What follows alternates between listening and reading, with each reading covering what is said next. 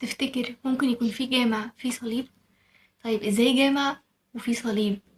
الحكاية بتبدأ مع السلطان الناصر قلاوون لما قرر ان هو يبني جامع، وبدأ يجمع أعمدة من مصر كلها عشان يبني الجامع ده. بس المشكلة هنا ان الأعمدة دي كلها ما كانتش من نفس المكان، وما كانتش برضو نفس الطول. فبدأ المهندس اللي كان بيبني الجامع ده ان هو يعدل على الأعمدة دي عشان تبقى مناسبة لطول الجامع. فمثلا في أعمدة طويلة فكان بيقطع منها حتة، وفي أعمدة تانية كانت قصيرة فكان بيزود لها قطعة، وفي اللي بيزود لها قطعتين عشان تبقى نفس ارتفاع الجامع. طيب ايه اللي دخل ده في ان الجامع فيه صليب؟